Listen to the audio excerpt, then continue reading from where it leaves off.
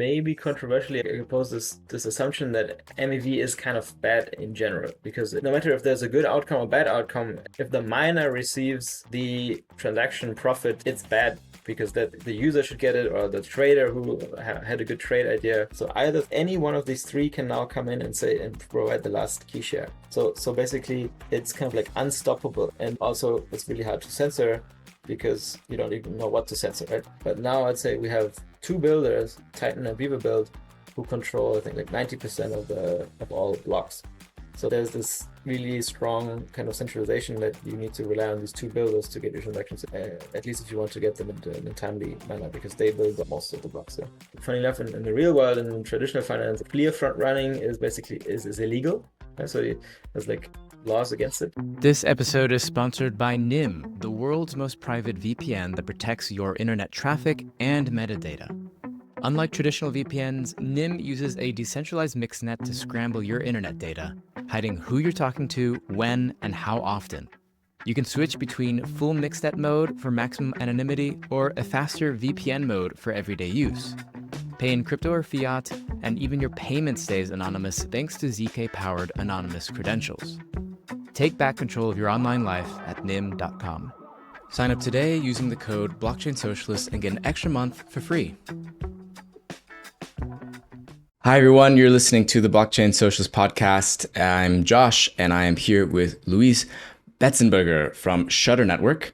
I had Luis on, I think now probably like 2 or 3 years ago, I want to say, to talk about the same topic this time, because things have progressed quite a lot. But we talked a lot about MEV, or maximal extractable value.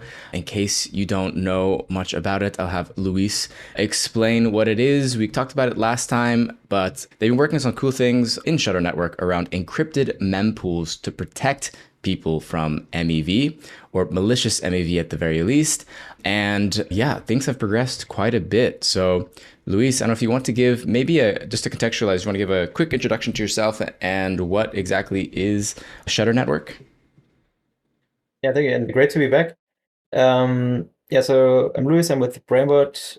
The company is called Brainbot, and the project is called, or the DAO and decentralized project is called Shutter. Brainbot is this actually now older software company, started in 2014 actually. Back then built the Python client for Ethereum, or was the major contributor, I would say, to the Python client, one of the 3 clients back then. Yeah, and now we're sort of like all into Shutter, and Shutter, I would say, is a threshold encryption as a service mechanism. So think about like all kinds of use cases that could require kind of encryption, decryption, especially where you have the need for decentralized, distributed encryption, decryption, where not one single person should own this key. And so that's this network, and we call them keepers, the threshold committee that together generate these encryption, decryption keys. We call them keepers. So and then we plug this into different use cases. The one that we're talking here about is the encrypted mempool encryption transactions to combat front running and real-time censorship resistance. But also we have it built into Snapshot for voting, to encrypt voting, and combining it with homomorphic encryption to have like permanent private voting. But yeah, that's a separate topic. Right. So I remember last time we spoke, we talked a lot about threshold encryption and kind of like what you guys are working on there. And there's, I think one of the things you talked about was voting. So like how to do more secure or like private voting. And then there is also this relationship to MEV. I think what's interesting there is just like for people who maybe aren't so familiar, how different cryptographic primitives can be used for very different use cases that you may not think are related. But if you look at it from a cryptographic point of view, or from maybe like a computer science engineering point of view, they are quite similar. You can use the same cryptographic primitive for one thing, again, for another thing, super common. But maybe if you could explain maybe just slightly high level for people to understand, like what is threshold encryption and how does it relate to MEV? Yeah. The idea of threshold encryption is that you spread the key shares kind of among multiple parties, and not just trivially, let's say 5 out of 5 people need to come together to combine the key and encrypt decrypt, but rather that you have a threshold of, let's say, 3 out of 5 people need to combine their keys essentially in this protocol such that it's safe, right? And that they don't just send actual key shares around, that it actually is like kind of a secure process. So you need always like a subset of signers to come together, but it doesn't matter which subset. So there was this really deep cryptography powered homomorphic voting scheme with like actual cryptographers set that up like outside of blockchain, but there was like a cryptography thing, a voting protocol, and it just made headlines because actually one of the three key holders actually lost their key. And that would have been simply been avoided by using, instead of kind of just chummy signature or just kind of three, you need all three key shares, you need just two out of three, then this could have been avoided, right? So like that's one property. You have redundancy, and if one or two people, or even like if you scale it a lot, you can have 200 key holders, right? Then you can have 50 people losing, or right, or even 100, even 80 people not having access to their keys. Still moves on. And the other property is you never have one single person be able to stop the decryption. So if you think about like you would have maybe you have collected the two key shares out of three, then there's no single person of the three people out, the three out of five, right? There's no single person out of the three remaining people that can stop it. So any one of these three can now come in and say and provide the last key share. So basically, it's kind of like unstoppable. It's sort of to a certain degree unstoppable decryption, because there's no single person being able to stop it, and that's important for things like transactions, because if you can prevent decryption, then you can manipulate again the transactions. So if you can prevent decryption, then it means you can put 100 transactions in encrypted, and you just pull back and you just not don't decrypt 99 of them, only the one that's advantageous to you in that moment. So we need that for You can transaction censor encryption. transactions effectively, if that were Yeah, well, possible. yeah. Or you have a like it says you have a free option there to withdraw transactions, and that's not something you don't want. Mm. So, but yeah, maybe I'm jumping ahead. Like that's kind of the property, but basically those two properties I would say make it kind of useful for transaction encryption, and kind of MEV, right, and front running, because you can now use that to encrypt transactions and have the block producer or the sequencer um, sort of commit to the order and the inclusion of the transactions while they're still encrypted. So they receive the transactions encrypted, um, and with this key that is kind of like forcibly decrypted, so that it's no single party can decrypt, but it will be decrypted. They don't even see the transactions. They have to say, okay, this is the order of transaction, this is the transactions that will be included. And only after that sort of commitment from the block producer, only then will the threshold committee release the key and execute transactions. And then essentially you can't front run because you don't even see not even the party who orders and includes transactions can see the transactions. So it's really hard to front run because you don't see what to front run. And it's really hard to censor because you don't even know what to censor, right? And in Lucid, for example, in this encrypted mempool EIP, you can hide the transaction sender as well. So you can censor. It's funny, like without FOCIL, you can censor, but you don't know what to censor. So that's kind of like so it's already in itself without FOCIL, without kind of forcing transactions through. We already have a pretty strong censorship resistance. Yeah.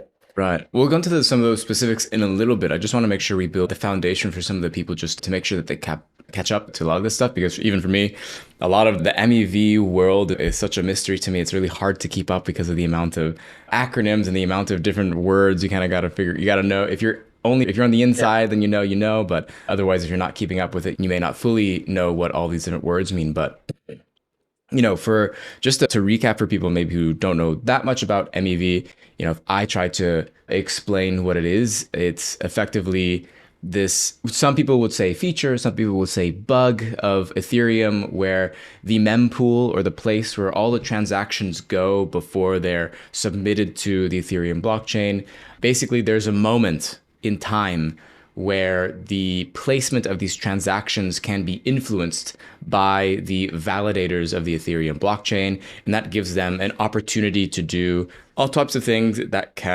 are meant to maybe enrich themselves or to enrich others who pay for their service. And so with MEV, what that means is you could, if you're making a trade, for example, on Uniswap or whatever decentralized exchange, and if you're making a really big trade, you could be presented a single price, but then someone inserts a transaction right before yours that brings up the price of the asset you're trying to buy, kind of almost artificially in a sense, and therefore creating a kind of like arbitrage opportunity for them. So yeah, there's a lot of like that's like one version of it. There's a lot of different. I think MEV is just kind of like this general thing about the Ethereum mempool, that it is kind of by default transparent and anybody can see it, and therefore validators can kind of manipulate what and how the transactions are ordered and take advantage of that. But I'm wondering if you could maybe, because one of the things we talked about last time as well is that there are different schools of thought around MEV and like ideas around things that there's some MEV that is good and some MEV that is bad. I know what you guys are working on for Shutter Network is specifically really for the bad MEV, but I wonder if you can explain that a little bit. Yeah, maybe controversially, I would say like MEV is kind of sort of like, or I could say, I could pose this assumption that MEV is kind of bad in general because it is, yeah,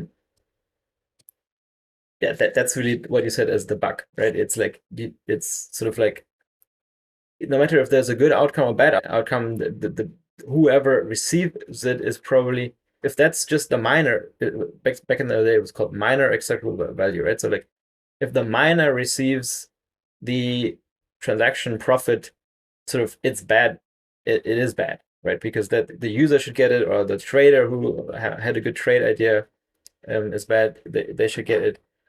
So I would maybe even kind of put it here and say like MEV is sort of bad in general, but it doesn't mean that all trading and all arbitrage is bad.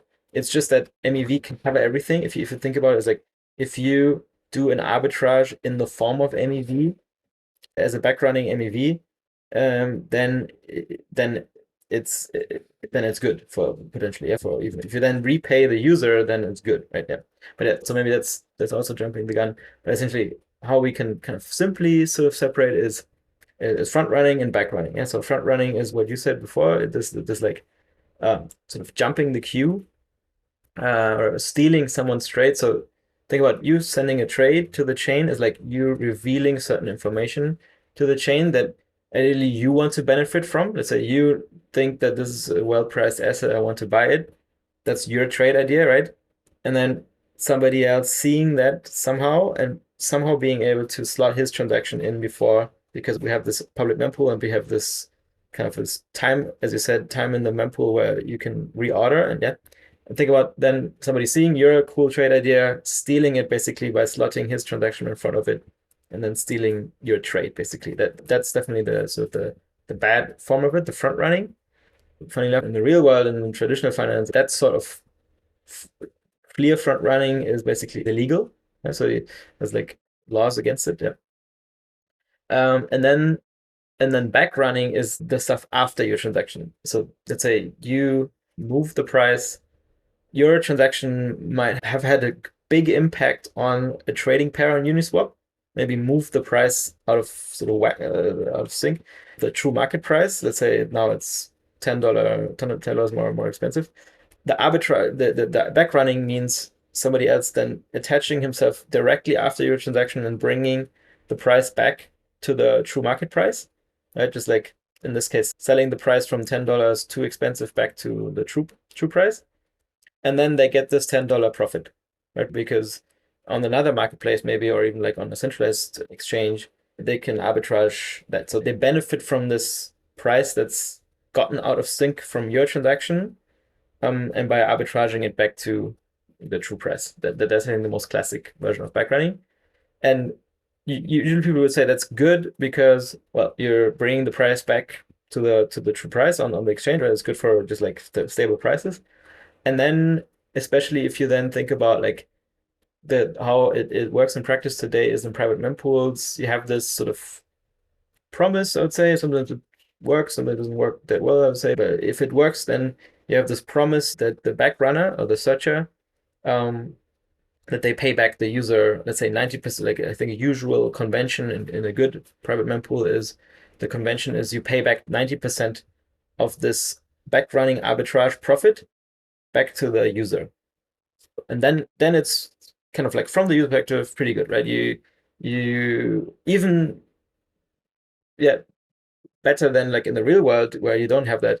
You do a trade and you actually get money back from somewhere. Right. For you, it feels really, for the user, it feels really good that you just get money back. Yeah. So it's like you created an arbitrage opportunity and maybe you get a little bit of that back for Yeah. creating that in a sense. Yeah. Mm. The funny thing is that you can, if you argue strictly from a technical point, like I'd say, like if you argue with people who are more like core developers or more people who think like IT guys, less like trading guys, they would say that's also stupid and bad Yeah. because why did this thing happen in the first place? Why did the user move the price out of whack?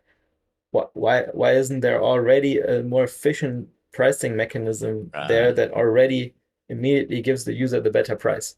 That's where Right. things maybe like cow swap comes in, where you, instead of these trades going back and forth and then paying back, maybe you have a mechanism that solves and gives you and ideally provides the best trade, already provides the best price in the first place. Yeah.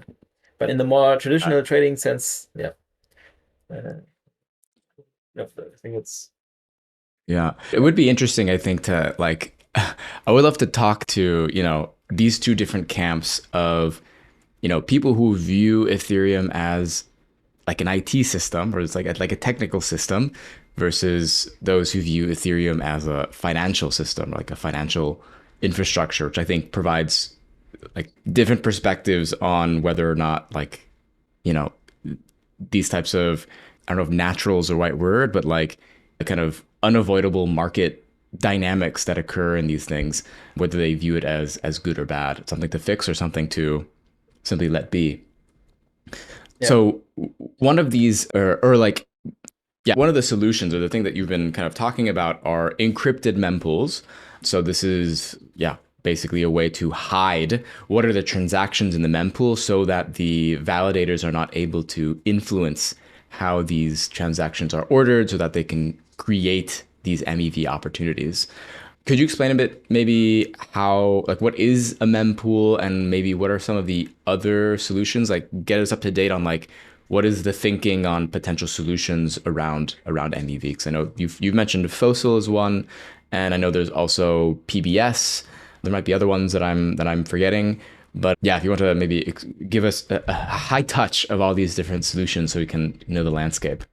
I think it's a multi-stage answer to that. I think first maybe what is the mempool? The mempool, and especially the public mempool, is this place where transactions are sent to, where they wait. Sort of before PBS, it was just validators, and validators look in the mempool, and there's different prices, right? The different amounts of gas fee attached to the transactions. So they just pick and choose out of the pool and build their block, and then execute, and then they get paid for it. So that's the public mempool. That's how Ethereum works, and I think it's important to have this public mempool because that's the simplest way where anyone can access it, right?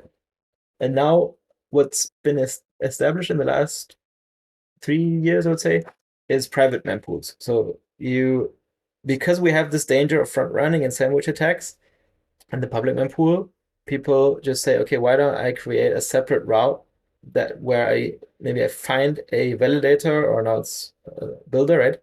That I can sort of trust to a certain degree, where I send the transaction directly to them because they have the last look, they have the opportunity to build the block. So they can kind of like hide the transaction from anyone else. So there's no front running going on, right? And they can take it and they build it in there privately.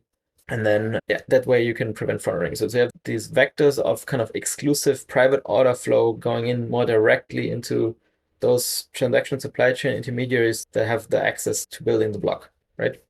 So that's kind of public versus private mempool. And what we're proposing and what the Lucid team is proposing as well is saying we should have a public but encrypted mempool. So we should not create little private pockets of order flow going directly to centralized intermediaries. in the mempool to prevent front running, but rather we should make the public mempool be the place where you can safely send transactions in and have them be encrypted by default and have them be decrypted sort of all at the same time. So you eliminate this kind of information asymmetry that stems from either this, like the public mempool had what was broken is broken, right? And because there's front running, because there's different people have different can access the information at different times. So that's bad. And the private mempool is also bad because it fosters kind of centralization and this like exclusive order flow, and also it just like it requires trust. You have to trust the builder to do good currently.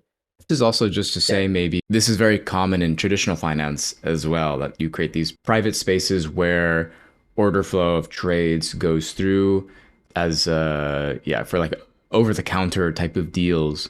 It's, I guess I equate it to kind of what private mempools are, that basically you send to a private administrator of a separate mempool or a separate like space where trades can happen, to have to have more privacy that they guarantee, but kind of you lose maybe there's just certain like trade-offs that go with that. But yeah. Yeah, exactly. Yeah. And the reward's very similar, and you have to make this choice as well. You need to think about, do I send it to where everyone else sends the transactions? I think so. You would say the highest liquidity is where it is on the public exchanges, or you could kind of try to find a more OTC direct kind of peer-to-peer way to find someone to trade against. And then there's these hybrids like MTFs and these like dark pools where you have like maybe a smaller exchange with some level of trust and some level of privacy. Yeah, I think it's a good way to map it. Yeah. So could you explain a bit, maybe? So like, these are two other terms that get thrown around. Maybe they're quite different, but FOCIL and PBS, in whichever order you think makes sense to kind of tackle those, just to explain it high level. PBS is proposer builder separation.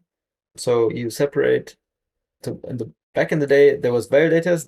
They built the block and they also validated it and they also proposed it and they also like there was only one role. And now you split it up. You say the builder is the one who selects these transactions, works with searches and works with some order flow source basically. They build the block, but they are not the ones who have the staked ETH. They don't have the actual power to propose the block. That's the proposers.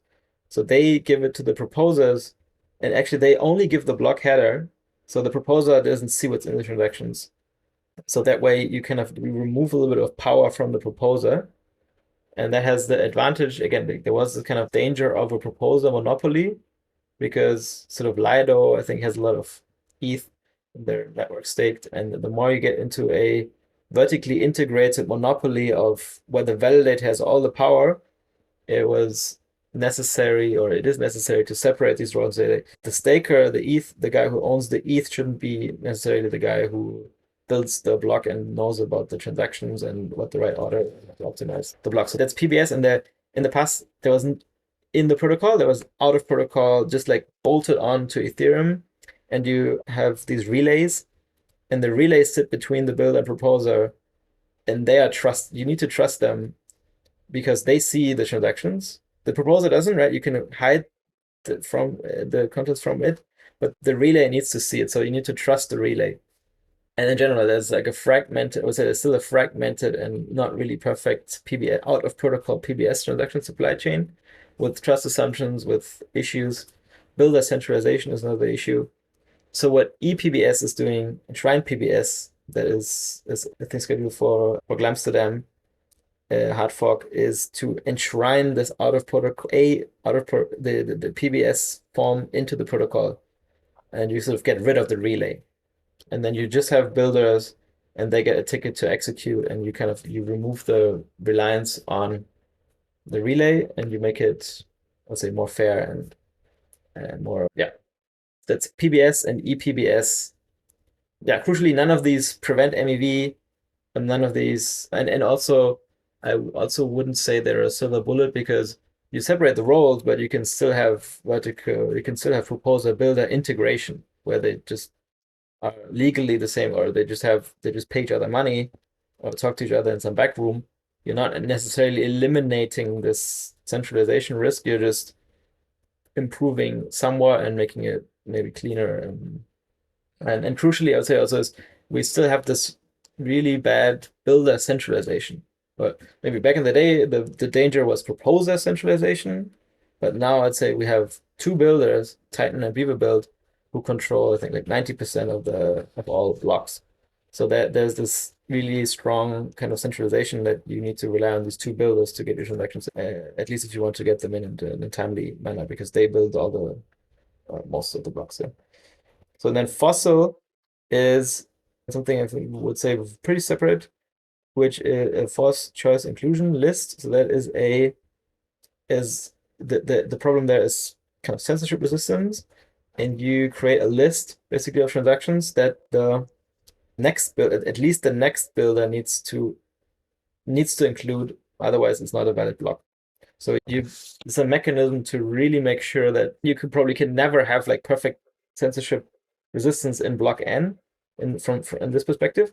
But what you can do is you can have a list in block N, and that carries over to block N plus one, the next block, and then at least the next builder is forced to build to include those transactions. So that's FOCIL inclusion list. And I think what we're saying is ideally you need all three. So EPBS, FOCIL, Encrypted Mempool. And Mark from Nethermind has coined this really nice term. He says it would be like the holy trinity for censorship resistance, because your EPBS kind of gets rid of the relay and kind of reduces that trust assumption. FOCIL creates this list of those transactions have to get in, and Encrypted Mempool is the one that hides the transactions, and that is a really strong censorship vector in itself, because you don't even whoever still would be able to censor can't even see what's in them. So and the highest level of censorship resistance is one that you send encrypted and through FOCIL, right? Because then it's like 100% will go in basically thing. Yeah. Yeah. I would love a meme of the Father, the Son, and the Holy Ghost having, and then all three of these together as a trinity for censorship resistance on Ethereum. Yeah. So before we get into Shutter Network, the last question I want to ask is about the latest EIPs, or Ethereum Improvement Protocols, around encrypted mempools. So there's been a lot of action around there. You guys have proposed a couple of things, and you mentioned your proposal on encrypted mempool is not coming in this next update, but in the one after that, I believe. Could you give? And they also have they all have crazy names: Glamsterdam, Hegota. I think there's another one I don't remember. But yeah, would you want to share some of the latest news on these EIPs and on encrypted mempools, so we know what we're dealing with at the moment right now? Yeah. And maybe one step back is we haven't really talked about this EIP, right? So the encrypted mempool is just a concept, and we can implement it even like out of protocol, something we are doing together with PrimeMeV and for MEV commit. And what we have deployed on Gnosis chain is also an out of protocol version of it. But the strong where it actually kind of works is if you can build it in the protocol, and that needs an EIP, that needs a change in the protocol, and that's you can only do that via an EIP.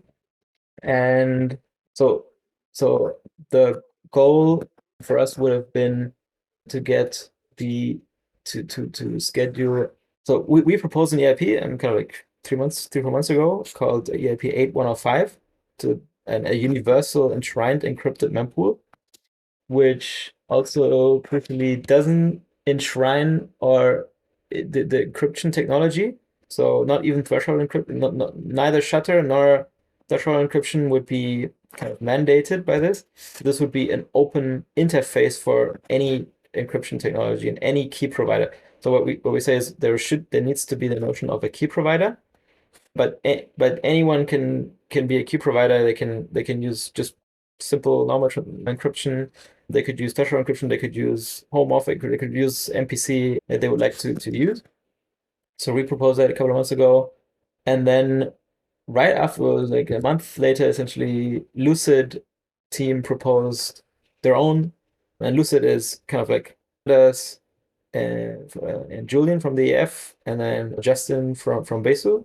At the core team, I would say, is just a small group of people who have proposed this alternative encrypted mempool EIP called Lucid. It differed in, and then we had two. It was two encrypted mempool EIPs, one by us and one by them. But we just kind of like joined forces. I would say the goal was always the same. And the implementations also didn't actually differ that much. So there was a period of where we merged a little bit the technical aspects of it, and then kind of right before. So there's now Amsterdam is the next step hard fork, but the interesting part would be which EIPs would go into Hegota. That's the one afterwards. And we withdrew our EIP out of the discussion to fully support Lucid, so that we have no fragmentation. So and then essentially it was the story we were collaborating on Lucid and making the case for it to be included into the Hegota hard fork.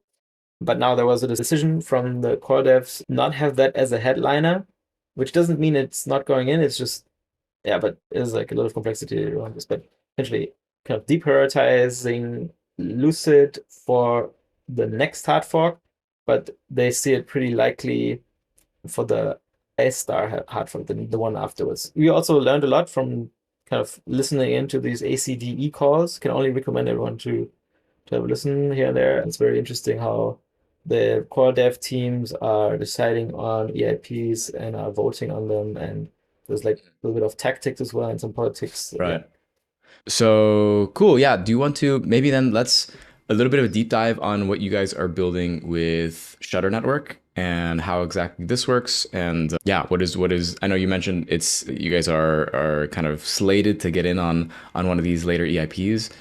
Yeah, would you like to share more about Shutter Network?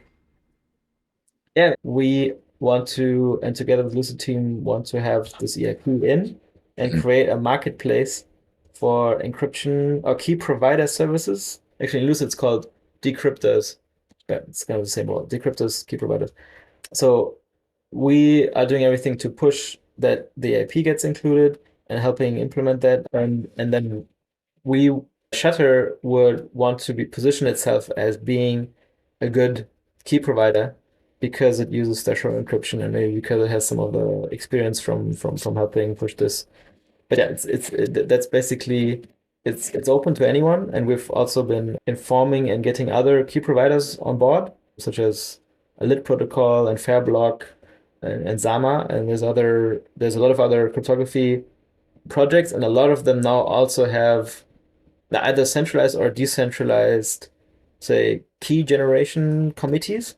Maybe the most interesting one is Space Computer, with they shoot the key generation, the enclaves, they shoot them into space, right? So it's basically also like a TEE, but it's TEE in terms of you can't get to it because it's in space. Yeah? So that's one as well that I could didn't be know cool that. to have as a key provider. Yeah.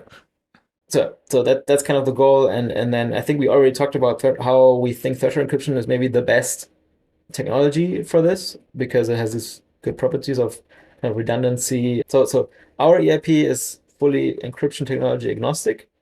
Lucid says we are enshrining an extremely simple, just encrypt, decrypt, symmetric kind of key thing into the protocol, and they are expecting the users to encrypt themselves and then decrypt. But that means like user has to encrypt and then later has to decrypt as well. That's really annoying for the user. And again, it creates this free option that the user can then say, okay, I'm not decrypting. I'm sending 100 transactions, and then they have all different prices and they have all different strategies, whatever. And then I just see how the market develops in the next kind of 12 seconds or six. And I just withdraw. I just don't release the keys for 99 of the transactions. And the one transaction that was the best for me, I let it execute. So that's sort of like then again a little bit of a way to front run or to at least to insert transactions and to manipulate where we think that's why ideally you would have threshold encryption because then you have a decentralized committee who no single person can do this attack. And they acknowledge the Lucid team definitely is aware of this, and they just say like it is you enshrine the simple encryption mechanism, but that's not how they expected medium term to work out. It is more like you then can then all again put different encryption other encryption technologies on top, and you encrypt the private key. So you encrypt the private key of the user with the threshold encryption mechanism, for example, or the TE. So then it's like a little more complex, but you have the same outcome where you have universal kind of different encryption technologies and decryptors, they call them. Yeah, but that's a long way of saying we think threshold encryption is probably the best solution right now we have to that problem. So we would recommend kind of to, if you're a key provider, use threshold encryption, or if you are a user later, then to use a key provider that uses threshold encryption, right? But yeah, by no means kind of the only option. You can also say like encrypt with your own key and then lose it, or you could, maybe there will be TE providers, something very likely where you have this more of this hardware trust assumption. Yeah. Like the direction you think it's meant to be going is like not actually enshrining the specific cryptographic process for how maybe your transaction is protected from MEV, but that there is a marketplace or there are different options for maybe different levels of security that you want. And I assume these options would be paid for by the user. I mean, I would think that this may shift a little bit. I don't know if that would necessarily change the user experience, but it might a little bit. Like on, how do you see kind of like this affecting the user or not? Yeah, user shouldn't be affected if he doesn't want to, right? So that's could be a wallet level default, or maybe like your RPC, right, where you have a default, but you can change it if you want to. But yeah, user should pay for it, we would say probably. Yeah. But we would say there is a benefit from it, right? And you're getting a better price. And we would say that the better price should be more than the fee that you pay to encrypt, right? At least I'd say on the whole, I think for Ethereum and for the general sort of market health and for the general prices, we definitely think that it is a net positive. So that's where, and the fee won't be large, right? It would be a very small fee. But yeah. Like you're paying like a less than a penny, I guess, or something, or around a penny or something like that for per Yeah. transaction to do this. Yeah. Anything else that you would want to leave the audience to know about, and like where can they learn more about what you guys are building and more about encrypted mempools? One interesting topic is how does backrunning work in the encrypted mempools? Because it still works the same as in general can work the same way as in the non-encrypted mempool. So people can still backrun your transaction, and then again, what we discussed at the beginning, that you can still benefit from it as well and get a refund. But there are some differences in the efficiency of that, and essentially, let's say private mempools might have an edge. So we think encrypted mempool will definitely be better than public mempool, also for kind of like in terms of trading efficiency and this type of backrunning efficiency. But for a while, it might be that the the encrypted mempool might not be better than the private mempool because you have these ways of more efficiently refunding because you can backrun after every transaction, and then the encrypted mempool will probably like after the block. But that's one interesting nuance where it is an interesting, I think, topic, and it would be, I think, very cool for people to look into. There might also be solutions to that. So there's no strict problem with allowing the same efficiency type of backrunning in encrypted mempools that are allowed in private mempools. So I think that the big argument against encrypted mempools would be it's not as efficient, or because you can't meddle with the transactions as much, you you can't get the same benefits out of it for the users, right? Just by nature of it being encrypted, you have less control. And then the core argument is, well, it doesn't really matter. It's really more about kind of trust assumptions. If you let someone meddle with the transactions, maybe they get you a better price, but maybe they don't because you have to trust them, right? So just removing those trust assumptions. And then of course, if you remove the trust assumption, if you move the trusted broker, maybe in some instances you get a worse price. So that's kind of like maybe one key, this is a trade-off, but I think there's also a really big area of research and of like how can we fix that?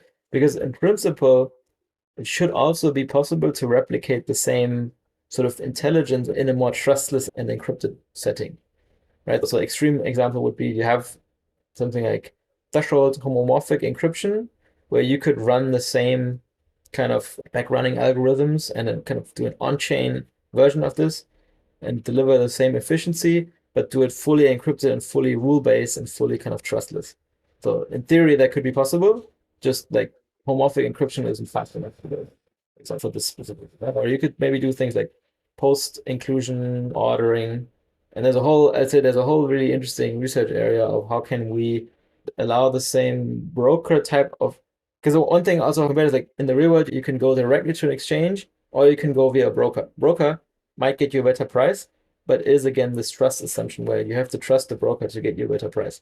So I think the best future would be you have both. You have this privacy and you have no trust, but you also have like some intelligence, some predictable and some trustless level of intelligence that can get you a better price. So like AI powered whatever, but encrypted.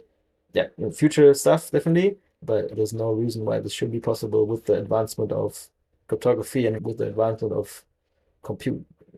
Yeah, so Yeah, I I think think that's next time you come on, you'll be telling me about the the AI. also FHE was like held back by compute, but there was like a really interesting news just a week ago where Intel built a processor that can accelerate this, and it's like 1,000 times or whatever more Oh efficient. wow. So we're getting a lot closer to that being viable. Yeah? Well, thanks so much, Luis, for coming onto the podcast. I'll make sure to have a bunch of resources in the description if people are interested in learning more about what you guys are doing at Shutter Network. Yeah, thanks for coming on again. The second time, you're a two-timer and teaching us about some of these cryptographic primitives and protocols that we should know more about. Yeah, thanks so much for having me. Yeah, and again, encourage everyone to look into this stuff. I think Julian from the F did a really good thread on saying why do we need encrypted mempools now? So I recommend everyone to Yeah, check it out and to give feedback and to evolve the design such that it is acceptable to the code devs. right. Encrypted mem. Thank you so much. See ya. If you like what I'm doing here, consider supporting the show on Patreon. Your contributions help me keep doing this work and dive deeper into the politics of decentralized technologies. I promise you absolutely zero financial returns, no airdrops, and your investment may go to zero. But you will get good content. Check out patreon.com/theblockchainsocialist to support the show.